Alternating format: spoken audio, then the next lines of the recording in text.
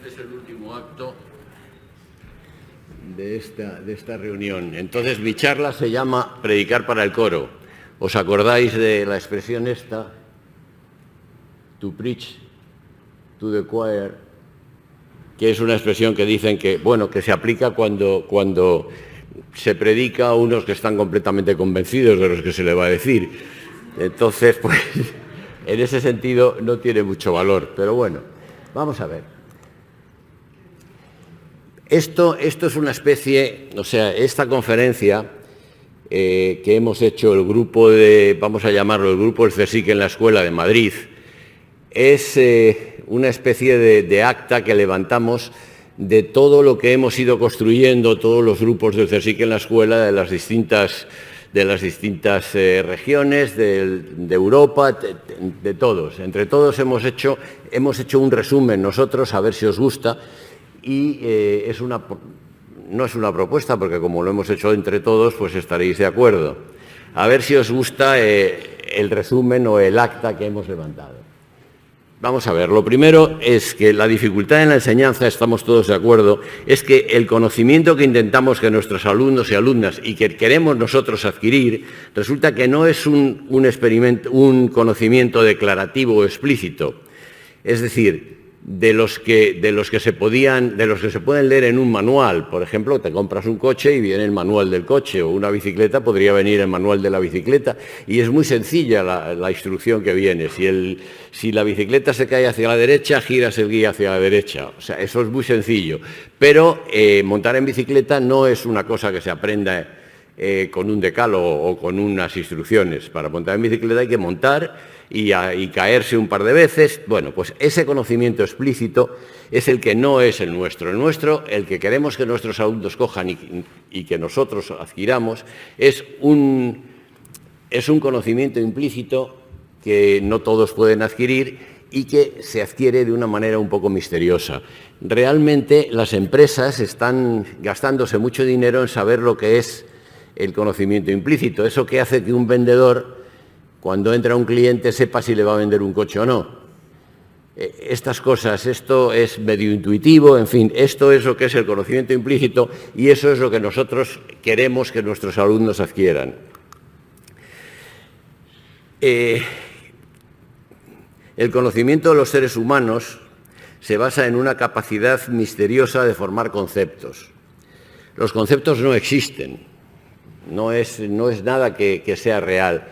Pero, como decía Platón, alguna existencia tienen que tener. Si yo os digo a vosotros que os imaginéis un perro, un gato, un caballo, cualquier cosa, seguro que el caballo o el perro que vosotros os imagináis es completamente distinto al que me imagino yo. Pero si yo os digo, imaginaos un triángulo, rectángulo isósceles, es que estoy seguro que el que os imagináis es igual que el mío. Entonces, en ese mundo de las ideas, de los conceptos, es en el que trabajan, por ejemplo, los ingenieros o los arquitectos cuando dibujan una casa. Seguramente Fisac, que fue el que hizo esto, lo hizo empleando unas curvas, unas circunferencias perfectas, unas verticales perfectas, que en la realidad no existen. Es decir, nuestro conocimiento está en el mundo de las ideas y todas las tecnologías, las ingenierías, las ciencias, todo ocurre en ese mundo que no existe. Además, los conceptos no se pueden enseñar. Un niño coge el concepto de perro o de gato cuando ve 3 o 4 perros o 3 o 4 gatos, pero si no ha visto ninguno es muy difícil que le digas. De hecho, en los diccionarios no se aprende lo que son las cosas, es una cosa circular que nadie te puede explicar lo que es un perro y en cuanto ves 3 perros sabes lo que es y no lo confundes con nada. Una cosa misteriosa, ¿no? Bueno, pues en eso es en lo que se basa nuestro arte. Los procesos de aprender y enseñar no se basan en magnitudes, sino en algo de naturaleza tan misteriosa como las sensaciones, afectos, emociones, sentimientos y pasiones que intervienen en el proceso que se nos escapa realmente. Y esto nos influye a todos, claro. Por eso, todo lo que nosotros podemos hacer es ayudar a los alumnos en este proceso de que adquieran conocimiento implícito, de que formen conceptos. Esto es lo que nosotros hacemos, es una tarea difícil. Yo no sé, es tarde, yo no sé si dar un paseo por los modelos de conocimiento o pasar directamente a media conferencia. ¿Qué preferís? Pasamos rápidamente. Bueno, vamos a ver los modelos de conocimiento con que nosotros trabajamos. Cuando digo nosotros, digo los que estamos aquí y los que no han podido venir, o los que se han ido. Vamos a ver, el primer modelo de conocimiento es el de Platón. Platón dice que todo conocimiento es una representación de la realidad y ocurre en nuestra mente. No sabemos muy bien qué es la mente. Hay que esperar a que llegue Descartes para que nos diga algo de lo que es la mente. Entonces,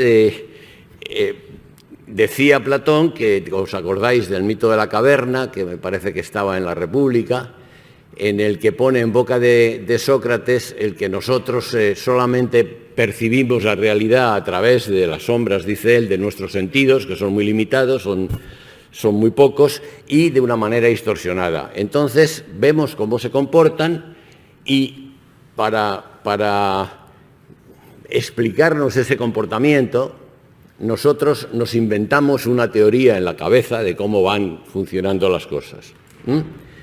Muy bien. Entonces él era racionalista y decía, esto es importante, decía que nosotros nacemos con mucho conocimiento en la cabeza, pero que se nos olvida al pasar el río del olvido, al nacer, y que luego hay que recordarlo. Entonces, para él, el maestro tiene que emplear un método para hacerle recordar al niño lo que ha olvidado. Este método es el socrático, que todos vosotros empleáis estupendamente. Es un poco corralar al niño, bueno, ¿y esto por qué? ¿Y esto por qué? Y llevarle a que no tenga más remedio que verlo, ¿no? ¿Os acordáis, por ejemplo, de cuando le decimos ¿dónde va el agua cuando se evapora? ¿Dónde va? Y entonces lo acorralas y el tío tiene que decir, pues va al aire.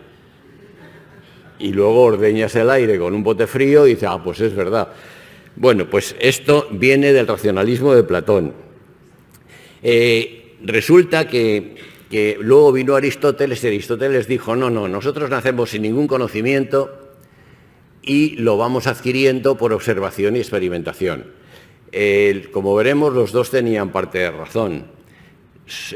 Sócrates o Platón se basaban en que hay muchos animalitos que sin que les enseñes nada, vuelan, andan, cazan y todo eso. De algún sitio les viene ese conocimiento. Y Aristóteles lo que decía es que tú a un niño no le enseñas nada y nada aprende.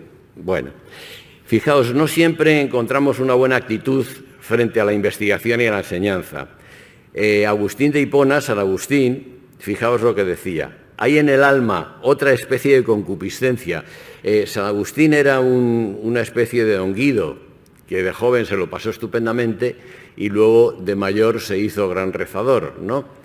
Entonces se convirtió. Entonces él decía que no era tan malo la concupiscencia del cuerpo como la concupiscencia del alma, que era el individuo que quería saberlo todo. Y entonces ponía el ejemplo de que decía que él una vez iba paseando alrededor del mar y se encontró a un niño que quería meter con una concha todo el mar en un agujero. Y entonces lo que venía a decir es que no intentes entender el mundo porque es un misterio y lo único que te salva es la fe. Eso, pues fue una situación que duró desde el 400 y pico después de Cristo hasta nada menos que el 12, en que un cordobés, Averroes, dijo que no, que lo que tenía que pasar es que a Dios le tenía que gustar mucho que la gente estudiase su obra. Y entonces empezó ahí el cambio de actitud, que yo creo que es el prerromanticismo. Nosotros pensamos que es el prerromanticismo, el prerrenacimiento. Entonces, por una serie de vericuetos raros, Santo Tomás, que era hijo de un... era hijo de un... ¿A qué se dedicaba su padre? Era diplomático. Entonces estaba por Sicilia y le puso un profesor particular árabe. Y entonces el profesor particular le enseñó el averroísmo. Y entonces dijo, pues esto es lo que es la verdad. Y entonces fue el que tradujo a Aristóteles la lógica de Aristóteles la tradujo a una forma moderna entonces, y que duró, fue la escolástica, y que duró durante muchísimos siglos. Bueno, duró hasta el Renacimiento, en el siglo XVI. Luego viene la Revolución Científica, que tiene lugar en el Barroco, cuando estaba pintando, cuando estaba pintando a Felipe IV Velázquez y todas estas cosas. Entonces ahí empezó no solamente el estudio profundo de la naturaleza, la búsqueda de leyes, sino también la divulgación científica. Bueno, con Kepler fue el primero que hizo divulgación científica, hizo un libro que se llamaba El sueño, en el cual él se hacía amigo de unos helenitas, y entonces, bueno, pasaban muchas cosas. Como resultado, la Inquisición dijo que su madre era bruja y tuvo que emplear medio año en demostrar que todo aquello era un cuento. En fin, fue un golpe duro, pero empezó ahí la divulgación científica. Luego, Galileo escribió sus libros en forma de diálogo, de manera que todo el mundo lo pudiese entender. Y finalmente la Ilustración fue la que dijo que, bueno, empezó con Lutero en 1521, en épocas de Carlos V, fue cuando se empezó a enseñar a leer a la gente para que pudiese leer la Biblia, porque, según Lutero, la Biblia había que entenderla, cada uno era el que tenía que interpretarla. Y eso fue el primer paso para la formación de la gente, el enseñarles a leer. Y finalmente, en la Ilustración, antes de la Revolución Francesa y durante ese periodo, se llegó a la conclusión de que el conocimiento era un derecho que tenían las personas, y por lo tanto los políticos tenían el deber de proporcionar ese conocimiento. Ese conocimiento en forma de cultura pues hizo que se abriese el Louvre, que era el Palacio Real, y allí se metiese todas las colecciones artísticas que tenía el rey y otros nobles, a los que, como sabéis, les cortaron la cabeza. Luego la Royal Society empezó a dar charlas de divulgación. Darwin, por ejemplo, escribió su libro y pensaba que todo el mundo lo podía entender, cosa que fue cierta, ¿no? Todo el mundo lo entendió estupendamente, y entonces pues lo prohibieron en muchos sitios. En épocas de epidemia, en épocas en que había que explicar a la gente que tenía que lavarse las manos, como explicó Pilar el otro día, pues era importante que tuviesen una cierta formación científica. Entonces, la formación científica solo es útil si las personas tienen una formación que llegue a un cierto límite. En caso contrario, aparecen los negacionistas ilustrados, que son muy malos para la especie humana. Los que dicen que no existen las vacunas, los que dicen que, en fin. Bueno, finalmente, en la época de Kennedy aparece la necesidad de dar formación científica. Formación científica no es divulgación. Kennedy se da cuenta de que los rusos le están ganando por la mano. Pusieron el primer satélite en órbita, y poner el primer satélite en órbita habiendo bombas atómicas era muy peligroso. Entonces, tenían que desarrollar su ciencia con ese ciclo que nos ha explicado Esteban, de ciencia, ingeniería, tecnología, más ciencia, más. Tenían que desarrollarlo, y para eso tenían que enseñar ciencia a todo el mundo, porque ellos dependían mucho de la ciencia extranjera. Y entonces, bueno, pues la historia, como no puede dar marcha atrás, vio claramente que solamente enseñando ciencias podía esto durar. ¿Por qué? Os he puesto un burro y un tractor. Si se acabase de repente el petróleo, la solución inmediata es ir marcha atrás y volver a los burros. Pero los burros tardarían un par de siglos en volver a proliferar y tener los suficientes burros como para eso. Y además la gente ya no sabe manejar burros, no sabe nada de burros. Como igual que nosotros ya no sabemos nada de los floppy disk ni de los primeros ordenadores que teníamos. Entonces, esto hay que ir hacia adelante o morir. Por eso las civilizaciones, en el momento en que se acaban, no dan nunca marcha atrás. Se acaban y se extinguen. Bueno, entonces aparecieron pues la MENA-LAPAP, Hudson y el CSIC en la escuela, entre otras iniciativas mucho menos importantes. Bueno, entonces, queremos decir sí que la formación a la que nosotros nos dedicamos es distinta a la divulgación. La formación implica una propedéutica, una programación, un seguimiento y una evaluación, porque tenemos que preparar a la gente para la etapa siguiente, porque si no, los de la etapa siguiente se enfadan con nosotros y nos dicen, oye, nos traéis unos tíos que no tienen ni idea, a ver qué hacemos con ellos. Entonces, eso es distinto. La divulgación no, la divulgación hay un señor que sabe mucho, que cuenta lo que sabe y se va. Por ejemplo, es lo que ha hecho en este caso Esteban con nosotros. Nos ha contado una cosa y no se ha preocupado de examinarnos y decir, a ver si os habéis enterado, porque no estaba haciendo formación. En cambio, cuando hace formación sí que os dice, tenéis que hacer cada uno un trabajo y mandármelo a ver si está bien o mal. Y si está bien lo publico. De acuerdo en que es distinto, es completamente diferente. Bueno, en el siglo XX tiene lugar la primera aportación importante a la teoría del conocimiento, que es Piaget. Piaget dice, estamos de acuerdo en que son representaciones mentales, pero os voy a decir cómo se generan y se van mejorando las representaciones. Pues la representación se va mejorando porque si imagino, por ejemplo, que la electricidad es un fluido, pues eso es una representación.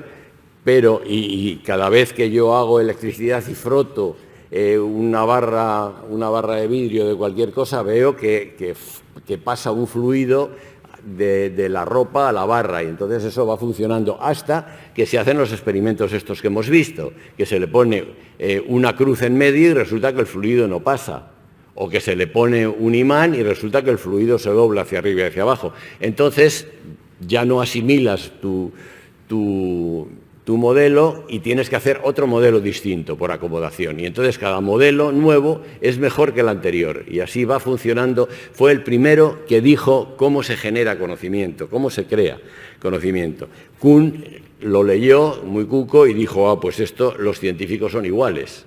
Lo hacen por un procedimiento distinto y escribió su famosa estructura, Las revoluciones científicas, que es más o menos lo mismo, pero con sociedades científicas.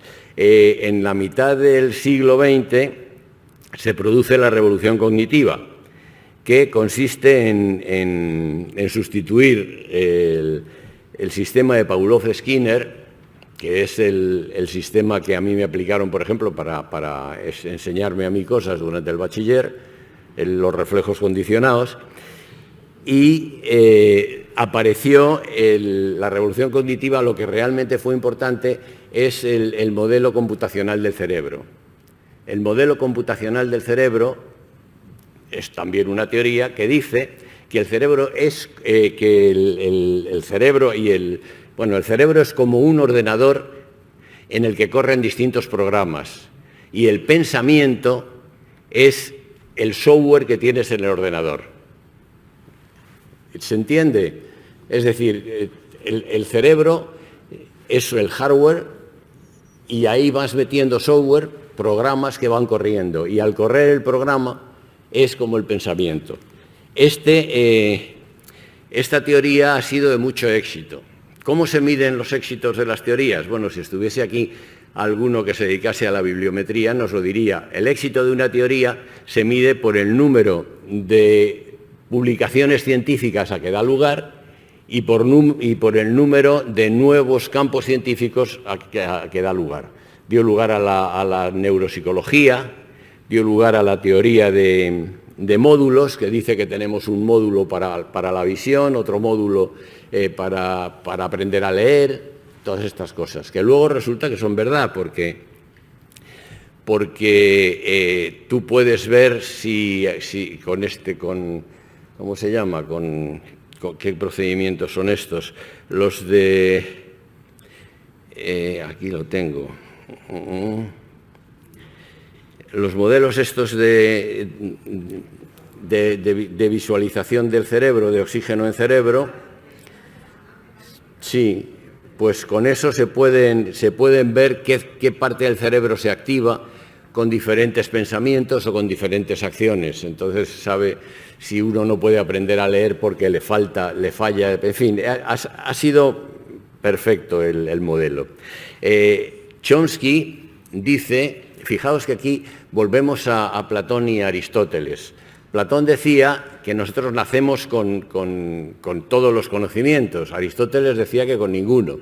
El modelo computacional en principio no dice nada, pero Chomsky, que es un filólogo, dice que los niños nacen con algunos programas, como dijésemos, de firmware, que tienen ya grabados en el cerebro, por ejemplo, el del lenguaje.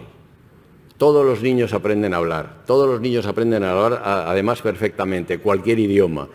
Y entonces eso es que los niños tienen esa capacidad de aprender. Hay experimentos, observaciones, por ejemplo, yo creo que en Colombia juntaron a todos los niños sordomudos del país con diferentes lenguajes de sordomudos y todos ellos lo unificaron y al final está el lenguaje de sordomudos de Colombia, que tiene nombre, adjetivo, pronombre, verbo, adverbio, todo. Bueno, entonces nos quedamos ahí en esta forma de funcionamiento. Pero volvamos a nuestra línea principal del sermón, que no nos teníamos que haber separado, que es el contar ya, el levantar acta del modelo operativo que todos nosotros seguimos. Eso es lo que nosotros, el Grupo de Madrid, hemos llegado a esa conclusión. Entonces resulta, nos ponemos otra vez, el mundo, la vida de los hombres transcurre en una ventanita muy pequeña de tiempo y espacio. Tan pequeña que, en mi pueblo la gente no salía de las 4 casas que había allí más que para hacer la mili o para ir a la guerra. Si no, no veían mundo. Estaban allí y allí se morían. Entonces nosotros lo que queremos es que se ensanche esa ventana en la que la gente vive, en la que todos vivimos. Entonces nuestro papel es ese, el de ampliar esa ventana. Pero lo malo es que la ventana es como la de un tren en marcha, es decir, que tú te pones a estudiar una cosa y cuando la entiendes ya han inventado otra, sobre todo ahora. Entonces, claro, cada vez es más complicado esto de la enseñanza. De hecho, decía, mi amigo Alberto decía que, tú estudias fontanería en los años 50 y te enseñan plomo, pero luego al cabo de un poquito viene el cobre, y cuando te estudias el cobre vienen los plásticos, cuando tú estudias el PVC vienen las multicapas, o sea, ese es otro problema, ¿qué hay que enseñar a la gente que les sirva durante su vida útil? Probablemente ciencia básica y matemáticas, pero ese es otro problema. Entonces, afortunadamente, todos nacemos con muchísima curiosidad. El impedir que los niños pregunten por qué es imposible, ¿no? Desde el descubrimiento del fuego al de los microchips, el conocimiento ha sido un factor fundamental en las sociedades. Cuando se han confrontado sociedades que estaban en 2 periodos distintos, como por ejemplo en América del Norte, en que estaban en el Neolítico, pues han acabado con esa civilización en unos pocos años. O sea, es importante el nivel de conocimiento que tenemos. Y por eso es esencial el saber qué es el conocimiento. Ya hemos dado una primera respuesta. Es una representación mental muy simplificada del mundo. ¿Y cómo se puede representar? Aunque no conocemos la forma en que el cerebro funciona, aquí, por ejemplo, de Felipe, es un neurólogo del Consejo, dice que no sabemos la forma en que el cerebro integra la información de procedencias distintas y generar constructos y conceptos con lo que construir una imagen unificada. Nosotros vemos, oímos, tocamos y de todas esas cosas formamos una imagen única del mundo exterior. No sabemos cómo funciona eso es complicadísimo. Todavía no se ha podido hacer en inteligencia artificial, pero sabemos que se hace. Y entonces lo que hacemos es lo que hizo Freud. Freud dijo, si esperamos a que los neurólogos nos expliquen cómo funciona el cerebro, nos dan las uvas. Vamos rápidamente a inventarnos una teoría del pensamiento con el superyo, el ego, todas esas cosas, porque es la única forma. Estos tíos van a tardar mucho. Entonces, vamos a ver cómo planificamos esto de la cognición, cómo os contamos, los de aquí de Madrid, qué es lo que nosotros hemos visto en vuestra forma de trabajar y la nuestra sobre el proceso de cognición. Entonces, vamos a utilizar para ello los mapas cognitivos de Tolman. No son los mapas de Novak, no son los mapas conceptuales. Los mapas cognitivos aparecieron, aparecieron primero con las cuestiones geográficas, a ver cómo los geógrafos decían, a ver cómo podemos representarnos el mundo. Y luego Tolman, con unos experimentos con ratas, es curioso todo eso, unos experimentos con ratas, les puso trampas y laberintos y tal, y llegó a la conclusión de que las ratas no se aprendían caminos para ir de un sitio a otro, como hago yo, por ejemplo, que para ir a la Autónoma, desde aquí primero tengo que ir a mi casa y luego de mi casa a la Autónoma. Él dice que no, que las ratas hacen un mapa del laberinto y deciden en cada momento cuál es el mejor camino. A mí siempre me ha parecido que estas cosas, bueno, ellos miden, pero eso todo el mundo lo sabe, que tú sueltas un perro persiguiendo una liebre y la liebre no va primero al último árbol donde estuvo y luego a su madriguera, inmediatamente va en la dirección en que tarda menos en llegar. Pero bueno, él hizo experimentos y demostró palpablemente que las ratas forman un mapa mental. Y entonces escribió un libro que me parece se llamaba Sobre ratas y hombres, una cosa así, en la que decía, sí, aquí está, Cognitive Maps in Rats and Men. Entonces, pues allí explicaba esto. Después, Lynch dio otro paso más en los mapas cognitivos y dijo que como todo se aprendía igual que un niño aprende desde que nace los caminos que tiene que recorrer. Entonces él nace y bueno, y al poco tiempo lo único que tiene es el mapa de su casa. Entonces él sabe dónde está la cocina, dónde está el cuarto de baño, poco a poco va poniendo caminos. Luego tiene que saber el mapa de su pueblo y entonces en el mapa de su pueblo pues tiene unos puntos fijos bien determinados. Los puntos fijos son, por ejemplo, su casa, la casa de su abuela, la iglesia, la escuela. Esos son caminos que él tiene y él va formando con esos caminos cruces, donde se cruzan, forman nodos y así va construyendo él su mapa geográfico. Todavía no llegamos a Tolman. Entonces, ese es el procedimiento en que las ratas y los hombres construyen el conocimiento a base de caminos y donde pueden formarse nodos, puntos importantes que él llama mojones, estas cosas. Así va entrecruzándose. Bueno, y es importante ver la palabra distancia. Allí identifica luego barrios, campos, todas estas cosas. Entonces, nosotros lo que hacemos es que vamos a usar un mapa cognitivo no geográfico, sino que vamos a inventarnos un mapa cognitivo en el que esté todo lo que conocemos del mundo, lo antiguo, lo presente, lo pasado, el espacio. La mejor representación de eso es la nube, por donde nosotros vamos caminando con Google. En la nube están todos los conocimientos que existen en el mundo. Vamos a quitar los que son falsos, ¿de acuerdo? Así que ese es el mapa por donde nosotros vamos a llevar a nuestros alumnos en el camino del aprendizaje. Un mapa en el que existen todos los conocimientos habidos y por haber. Bueno, por haber no, habidos, que se pueden dar. Entonces, ahí tenemos que formar nodos, formar mojones, formar todas estas cosas. Como os hemos dicho al principio, es difícil explicar lo que es un concepto. Por eso lo que vamos a hacer es recorrer un camino y ese camino por este mapa que acabamos de inventar lo vamos a recorrer para que todos lleguemos a las mismas conclusiones. Lo primero que vamos a decir es que las STEM se nos quedan muy cortas. Ya veréis que nos faltan por lo menos otro par de magnitudes para poder definir la realidad. Las STEM es una cosa un poco de andar por casa. Nosotros siempre lo hemos dicho. Bueno, vamos a ver. Vamos a recorrer el camino de la electricidad y vamos a ver el camino que solemos seguir vosotros y nosotros, todos nosotros. El principio se sitúa en Grecia, así que de todo el mapa de conocimientos partimos de Grecia, de Mileto, y allí Tales de Mileto descubre la electricidad. Descubre una cosa que hemos hecho todos nosotros con los niños. Frotando una cosa trae papelitos. Ahí empieza. En ese primer camino ya tenemos un nodo importante, que es Grecia.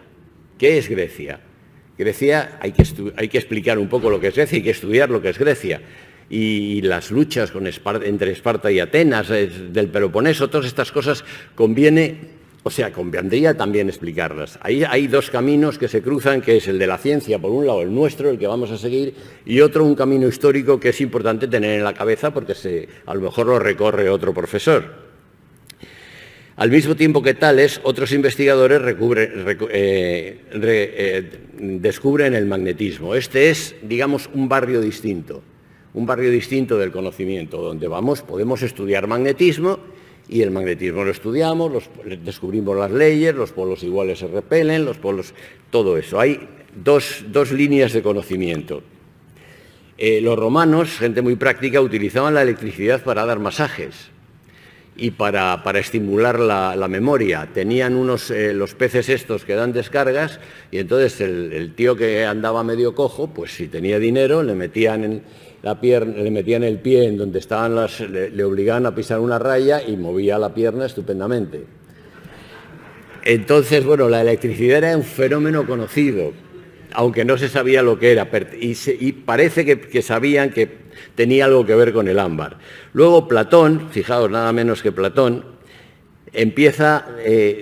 habla del magnetismo y hace descubrimientos del otro barrio, del barrio del magnetismo. Llega de China la idea de la brújula.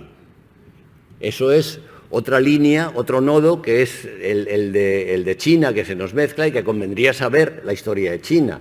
China es un sitio muy raro porque eran unos tíos listísimos que habían inventado la pólvora, habían inventado la brújula, habían descubierto muchísimo océano por allí, y en cambio no tuvieron renacimiento.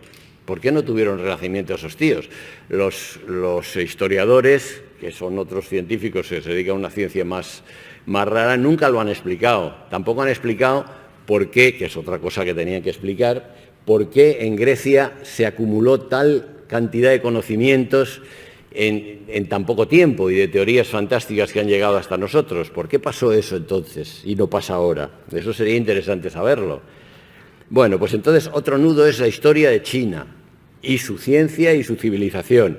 Ya vamos como los niños cuando van andando por su ciudad, vamos descubriendo puntos, nodos importantes y caminos que no sabemos dónde van, pero que existen esos caminos, ¿no? Luego, Alejandría, si siguiésemos el camino de Grecia, llegaríamos a Alejandría, fundada por Alejandro Magno, y allí pues estaba la biblioteca, y allí se midió la Tierra. Se midió la Tierra, que es otra cosa distinta a la geografía. Y hemos seguido y nos hemos encontrado más nodos del conocimiento con el que vamos centrando lo que nosotros sabemos del mundo. Aquella medida de la Tierra que se hizo en Babilonia, en la biblioteca de Alejandría, junto con la brújula, que es otro camino, llevaron a Colón a pensar que podía llegar a la India desde el puerto de Palos.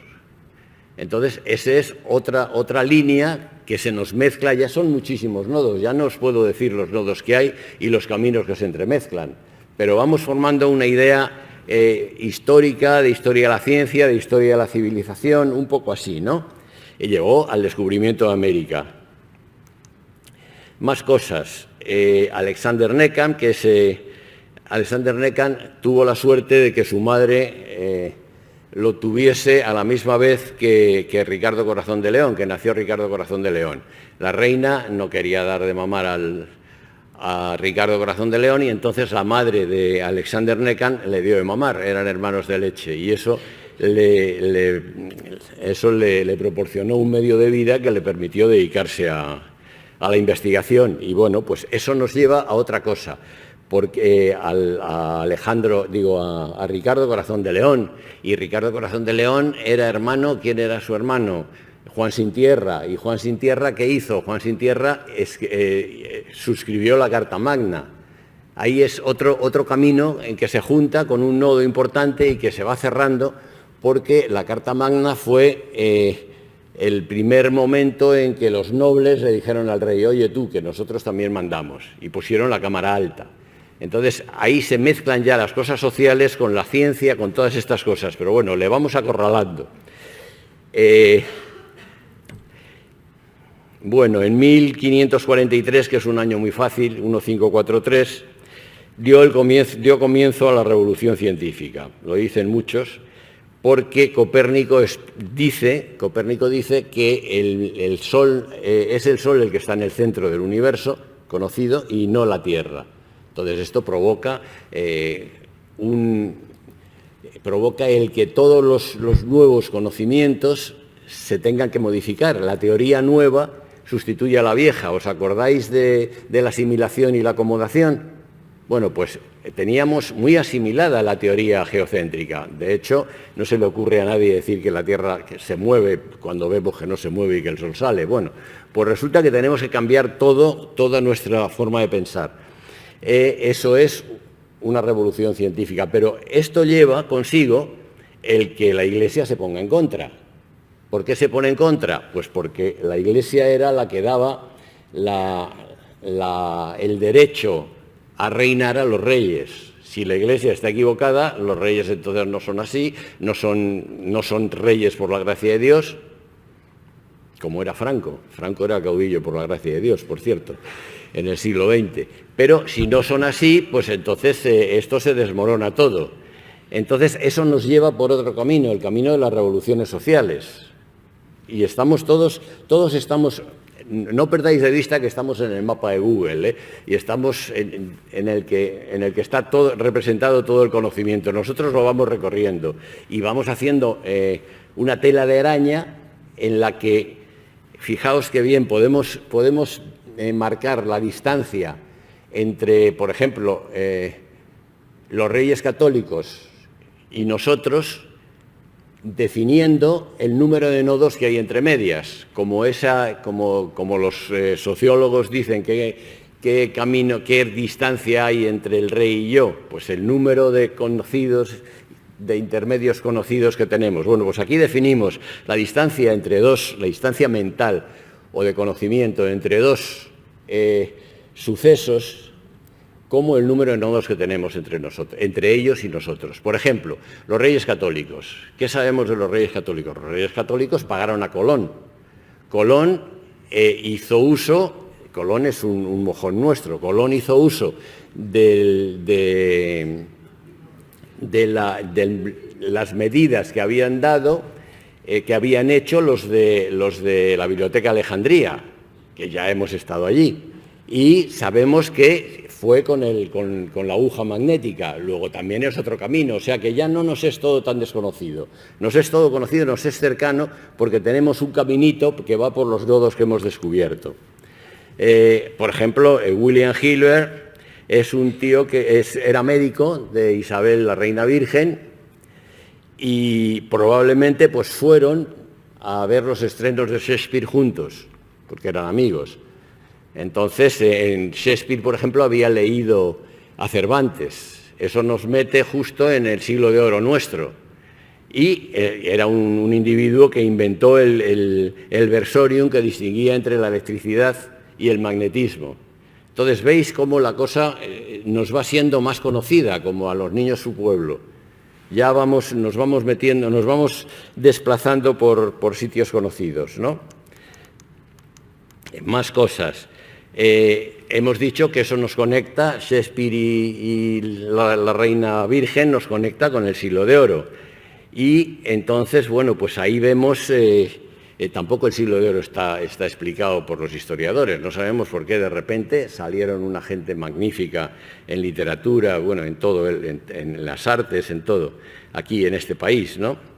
Entonces, pues eso nos lleva al invento de la novela moderna. ¿Por qué? Porque el Quijote lo que de verdad tiene de importante es que inventa la novela moderna. Hasta el Quijote, o un poquito antes, bueno, tú cogías cualquier libro y lo podías leer abriéndolo por cualquier lado. La novela no, el Quijote tienes que empezar por el principio y seguir, porque lo que pasa después viene en función de lo que ha pasado antes. Ese es el gran invento. Ahí tenemos, por ejemplo, a Velázquez. Velázquez que quiso ser noble y no le dejaron porque tenía que demostrar que durante 3 generaciones la gente no había trabajado con las manos, sus antecesores. Bueno, entonces, fijaos, a pesar de todo, en el cuadro de las Meninas se ve el respeto que tiene Velázquez por los nobles. Por cierto, ¿sabéis cómo está hecho esto? Porque evidentemente es el reflejo en un espejo de la familia real, ¿no? Está mirándolo en un espejo. Entonces, bueno, pues esto es curioso, el por qué a través del espejo somos todos iguales, pero al otro lado del espejo no. Ahí hay diferencias. Pero bueno, fijaos en el respeto que se respira. Avanzamos un poco y nos situamos en el cruce de las vidas de Galvani y Volta. Galvani y Volta eran amigos, ¿os acordáis de todo aquello de las patas de rana que saltaban solas? Bueno, Galvani se había hecho un experimento con unos cuantos monjes delante de Luis XIV, en el que le habían atizado, le habían descargado una botella de Leyden al primero, estaban todos cogidos de la mano y todos saltaron a la vez, porque querían ver la velocidad de la electricidad. Bueno, pues ya sabían que algo se movía con la electricidad, que te hacía moverte. Entonces, Galvani fue por un camino y Volta por otro. Galvani fue por el camino de la electricidad animal y dijo que nosotros funcionábamos con electricidad animal y que el punto de encuentro entre el alma y el cuerpo era eléctrico. Todo esto, como estábamos en el romanticismo, otro barrio de la historia en el que nos metemos, resulta que Mary Shelley, en un verano en que no llovió en que no paró de llover porque había un volcán, ¿no, Esteban? Parece que un volcán, no sé qué volcán fue. Uno de Java, es que él es geólogo y los geólogos saben de todo. Bueno, pues entonces un volcán echó ceniza al aire y se enfrió el mundo y entonces hubo un par de años sin invierno. Estos se habían ido al lago Constanza, me parece que fue, y entonces pues no pudieron salir, se tuvieron que quedar en casa porque llovía sin parar y como estaba Lord Byron y Mary Shelley, pues decidieron escribir una novela a ver cuál era la mejor. Y la novela que escribió Mary Shelley era justamente romántica pura, la de Frankenstein, la de un hombre que no encuentra a nadie que sea como él. Y, si os acordáis, le dan vida a Frankenstein por medio del rayo divino. El rayo divino cae y entonces le da vida. Entonces la gente estaba convencida de que la electricidad era así. Además, Galvani tenía un sobrino que era médico y que descubrió que atizando electricidad, voltios al nervio frénico, respirabas. Es una cosa que ahora se emplea normalmente para que los tetrapléjicos respiren, pero entonces él con un cadáver le aplicaba tensión y hacía que cerrase un ojo, abriese un ojo, respirase, en fin, estaban convencidos de que aquello podía ser. Bueno, otro nodo, en la electricidad pues el otro lado de los amigos de Volta y Galvani, Volta decidió que no, que la electricidad venía de los metales y entonces hizo una pila que muchos de nosotros la hemos hecho en clase con los niños, ¿no? Y entonces, pues, la presentó a Napoleón en 1801 y Napoleón le hizo conde. lo cual es otro nodo que tenemos. Ya los niños tienen ahí que ver, que algo tiene que ver la electricidad, Volta y Napoleón. Y Napoleón entró en guerra con España y ahí tuvimos a Carlos IV con su pintor de cámara. En fin, una cantidad que, por cierto, si veis el cuadro que pintó de la familia de Carlos IV, Goya, veis que primero está igual, reflejado en un espejo. Lo segundo, no tiene ningún respeto por Carlos IV ni por su familia. Los pinta poco más o menos como monigotes. La cosa ha cambiado muchísimo con la Revolución Francesa. Bueno, vamos a ver. Entonces, este le tengo aquí. ¿Veis? Ahí está, que está igualmente reflejado en el espejo. ¿Veis allí en las tinieblas a Goya, exactamente en la misma posición que Velázquez, porque bueno, era un homenaje a Velázquez, es otro camino que se encuentra, los pone así, pero ya estos tíos son una gente que no merece ningún respeto. Por cierto, ahí está Fernando VII, el rey felón, que es el que está a la izquierda de azul, y detrás, agarrado a él, está Carlos María Isidro, que es el del carlismo. Y el pequeño, que me parece que es el padre de Paco Natillas, del que se casó con Isabel II.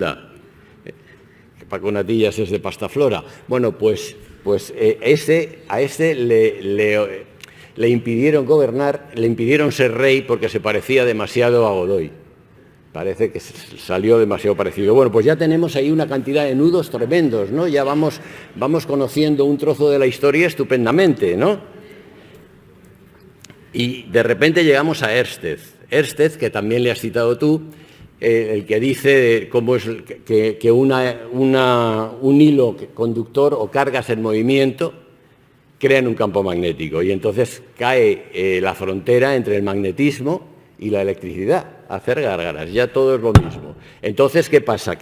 Bueno, los caminos van destruyendo fronteras, poniendo todo igual, y ya no os digo nada, porque en 1905 descubre Einstein que el magnetismo en sí, como tal, no existe, que es un efecto relativista de la electricidad. Un día os lo contamos, ¿verdad? Bueno, el experimento de Ørsted.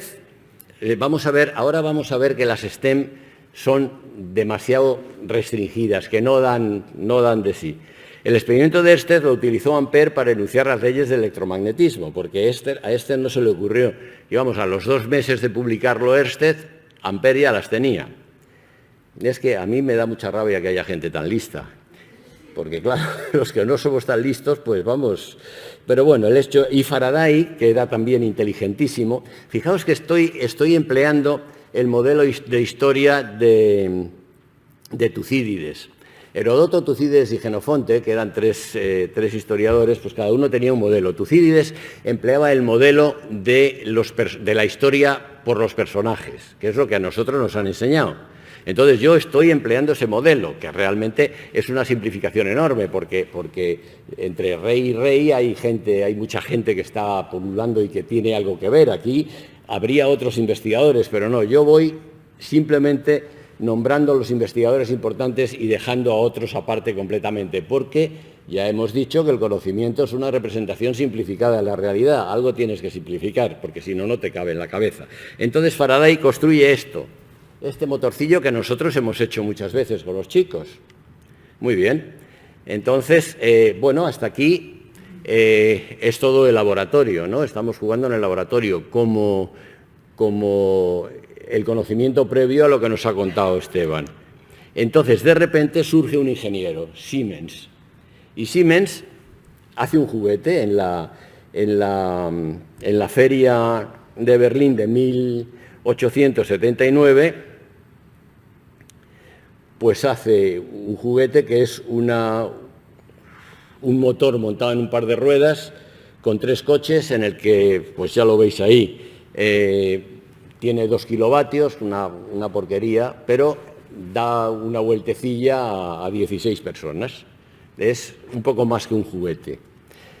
Ese año, bueno, pues ese año es importante, porque resulta que Alfonso XII se casa con su segunda mujer, porque se le murió Mercedes, la pobre, al poco tiempo de casarse, que ahí tenemos otro nodo que nos va haciendo que vayamos haciéndonos una idea mental del mundo este, y se casa con María Cristina de Habsburgo, y Pablo Iglesias funda el PSOE. Ya veremos que tiene algo que ver con el descubrimiento de Siemens. En 1880 se proclama el decreto de abolición de la esclavitud en la católica España. Ya era hora, ¿no? En 1880. Bueno, y podemos pensar que entre el PSOE, la fundación del PSOE y las máquinas estas tiene algo que ver. Pero fijaos, habíamos dicho que en el 79, en el 60 y tantos había hecho Faraday el motorcillo ese que hacemos nosotros. En el 79 se había hecho lo de la feria, el trencito este de juguete. Entonces, resulta que había gente que tenía mucho dinero.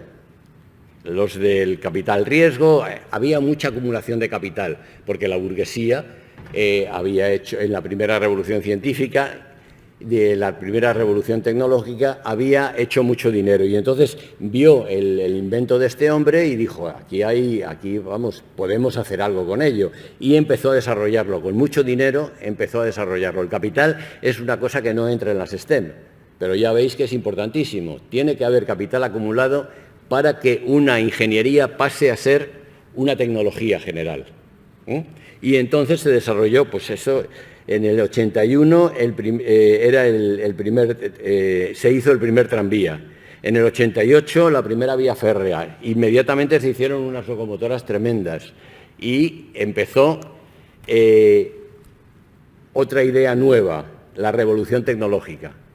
La revolución tecnológica es algo que modifica la situación social de la sociedad, valga la redundancia. Aparecen tranvías, metros, trenes, ascensores, se pueden construir casas de más de 4 o 5 pisos, porque claro, no puedes hacer una casa de 10 pisos porque tardas medio día en subir. Ventiladores, frigoríficos, acondicionadores, lavadoras y coches eléctricos. Todo eso de repente, en unos pocos años. Y entonces aquí metemos, y ya termino, la idea de las revoluciones científicas como frontera, nodo o lo que queráis de la historia social. Carlota Pérez, que yo creo que es la mayor autoridad que hay en estas cosas, dice que las revoluciones científicas, estudia las revoluciones científicas y enumera estas. La revolución industrial, que tuvo lugar con la primera hilandería mecánica, que se hizo al lado de un río. Con la fuerza motriz del río se manejaban las máquinas de hilar.